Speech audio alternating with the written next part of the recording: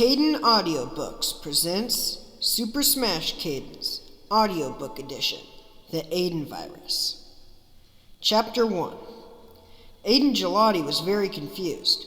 The last thing he had remembered was Caden pushing him into his control panel. After that, he had blacked out. Now he was conscious once again, but his body was entirely numb. In fact, it seemed like all of his senses were gone. He couldn't see anything, hear anything, or smell anything, and he assumed that he wouldn't be able to taste anything either. The only thing that he had been able to do so far was think. He was starting to get worried that he would never regain his senses when something started happening. He was suddenly able to see his computer, not like he was looking at it, but more like he was imagining a vivid picture of it. With the power of thought, his username and password were typed in, and the computer transitioned to its home screen. He moved the cursor with his mind and was able to double-click and start up an application. He quickly opened a view of the webcam plugged into his computer and saw his body collapsed on the control panel. He deduced that his consciousness must have been transferred from his body into his computer somehow.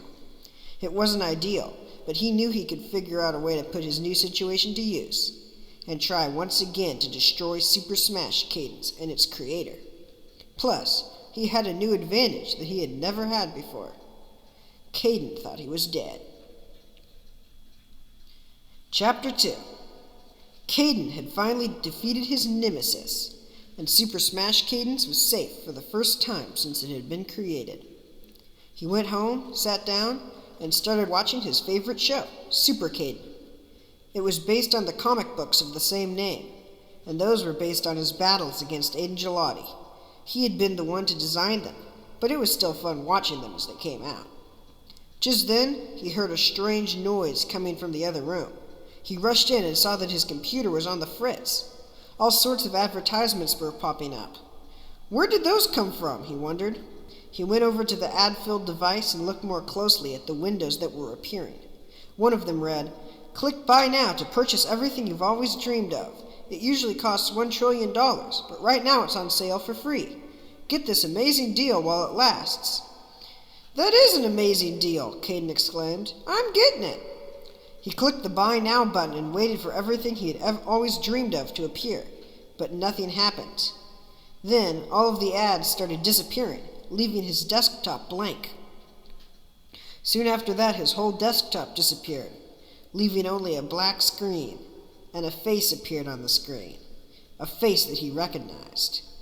"We meet again, Caden," Aidan Gelati cackled. "It looks like you fell for my scam. Now I'm in your computer, and I'll destroy Super Smash Cadens from the inside out." Chapter 3. "How is this possible?" Caden exclaimed. "I saw you die." "I wish I could say I faked my death," Aidan admitted. "But it just so happened that my consciousness was uploaded to my computer when my head hit the control panel. I was then able to upload myself to the internet, where I'm able to go to any computer I want. I'm unstoppable. I'm the Aidan virus. Aidan Gelati's second evil laugh of the day was cut off as Caden pulled the plug of his computer charger out of its socket. Now Caden had to come up with a plan to stop Aidan for good. First off, he unplugged all of his devices except for the Super Smash Cadens mainframe, because it had to continue to broadcast Super Smash Cadens to the world. He had made the mainframe pretty difficult to access, though. He then uploaded a program to the web that would look for Aidan and eliminate him wherever he popped up. That was all he could do for now, so Caden resumed watching his favorite show and waited for Aidan to make a move. Chapter 4. Evan Gardner was an avid fan of the TV show Super Caden. He had watched every episode 3 times. Naturally, when he found out that Aidan Gelati's secret lair was in his neighborhood, he had gotten in his car and driven over there first thing. He walked up to the door of the infamous building and eagerly headed inside. He went down a corridor and entered what looked to be the control room. He could barely contain his excitement as he looked around at all of the high-tech equipment piled up in every corner. One thing in particular caught his eye, though. It looked like a big metal exoskeleton with a bunch of sensors attached to it and a battery pack on its back. Thinking it was some sort of robotic suit, he strode over to it and put it on. He failed to notice the security camera watching him do so. All of a sudden, the device tightened around him, and a needle shot into his skin, injecting a drug that knocked him unconscious. All of the things he had thought to be sensors tightened up too, and started emitting electronic pulses. His hands started to twitch, and then he started curling and uncurling his fingers.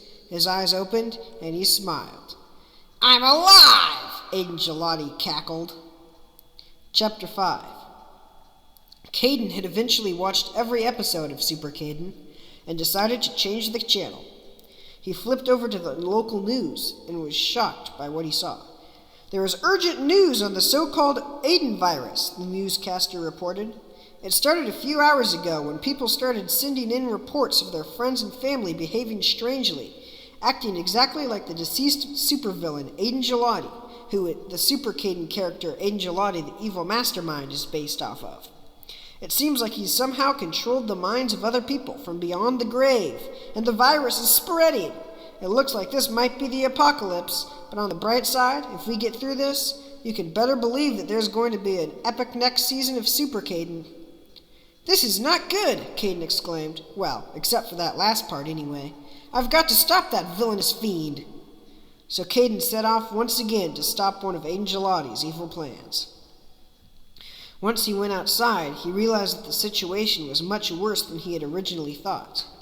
People were running around, cackling maniacally and blowing things up. One of them shuffled over to Cadden. "Brains," it groaned. "Just joking," the person then assured. "This is way worse than a zombie outbreak. Soon, the whole world will be under my control." "This sure is creative," Cadden admitted. "But come on, Aidan. I'm going to stop you this time, just like I've stopped you every other time you've tried something like this. It seems like you really would have learned your lesson by now, especially after you died." "You have stopped me every other time, Cadden," the mind-controlled lackey replied. "But you're forgetting to mention that all of the other times you've fought me, there's only been one of me. Now there's billions." "Not after I shut down your mainframe," Cadden rebutted. "Well, you have to get past me's to do it. Mwahaha!" the person hollered. So Cadden started battling an army of Aidans. Chapter 6. Kabam! Kaboom! Kabang!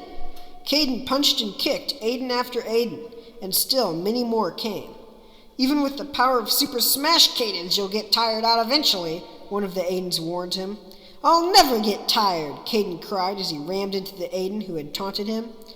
After a few hours went by, all of his foes were laying on the ground, knocked unconscious. "That was a piece of cake," he boasted. After a while, the people he had knocked unconscious started to get back up, seeming more like their old selves. "Thank you for freeing us from that evil villain's control," one of the people addressed him gratefully. "I suppose you'd want to know how he mind-controlled us. I was just walking along when someone came up and bit me. Somehow he put a chemical in our bloodstream that forced us to follow his orders." "That doesn't sound good," Cadden responded. "Don't worry, though. I'll take care of Aidan Gelati." With that, he set off towards the secret lair where his arch-enemy had died. Chapter 7. Cadden quickly arrived at his destination and went inside. He hurriedly made his way towards the control room. He arrived and pushed open the door. Inside, he saw Aidan's face on the computer monitor. "What took you so long, Cadden?" Aidan questioned. "Enough messing around, Aidan," Cadden demanded. "Think of me as a security program, because I'm about to wipe your virus from the disk." "I don't think so, Nemesis," Aidan snickered. "You see, think of this as my ultimate evil plan. I've combined all of the elements of my former evil plans to make one that actually works. I've used my hypnotizing expertise to devise a way to mind control people permanently. And to make sure we don't have a repeat of last time, I've had my newfound minions whip up a batch of another virus, the Super Smash Cadens virus. You won't be able to use the power of Super Smash Cadens to get past my mind control if you no longer have the power of Super Smash Cadens." Too late to do anything, Cadden realized he had been led into a trap as he saw the Super Smash Cadens virus-filled water gun above him fire, and a mind-controlled person put a chemical-filled suit on his back. Chapter 8. Cadden would have been beat, except for the fact that he had come prepared. With the power of Super Smash Cadens, he had whipped up an antidote to Aidan's mind-controlling chemicals in a few minutes, and had walked into a secret lair equipped with a syringe filled with it. When the suit had been put on, he had injected himself with the syringe and countered the effects of the mind-controlling concoction. Unfortunately, he hadn't planned on Aidan making another batch of the Super Smash Cadens virus. So, he would have to fight his minions with no superpowers. Luckily for him, he had the element of surprise, because Aidan thought he was under his control. Cadden walked out of the control room and then waited until all the hypnotized people who had been hanging around had left. He then crept back inside. One of them was still in there, and he charged at him.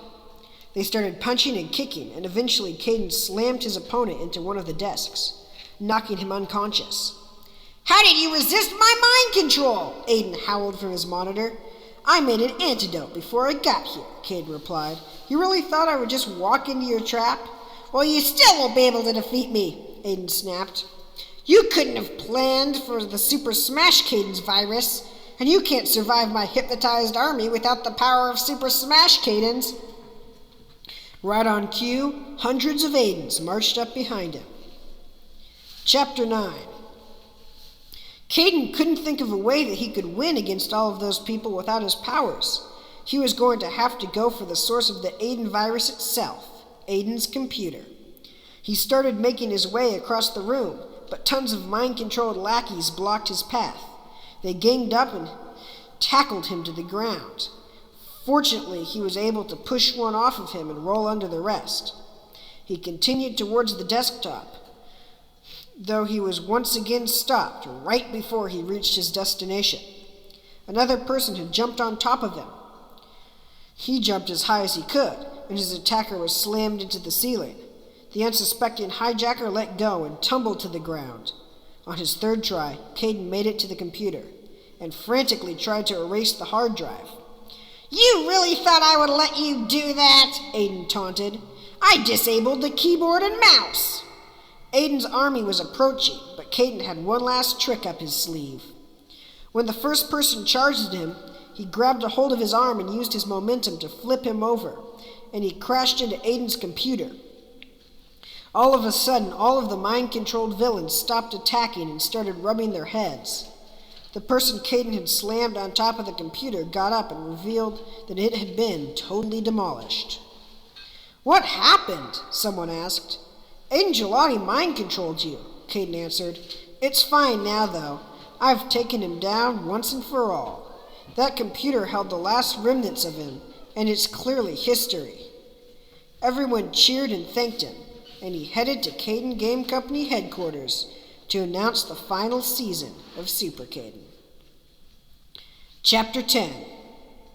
Henry Bevel, whatever you want to call him, had been plotting his revenge ever since he had gone to Cadden Game Company headquarters inside of the anniversary cake. His body was gone, but he had uploaded a backup of his consciousness to his computer before he died, and he was now just biding his time. Aidan Gelati had sent him to his death, so he was going to show him. He didn't need Aidan's help to defeat Cadden. He would do it on his own. Right as he was about to spring into action, his computer died, and that was the end of Henry whatever.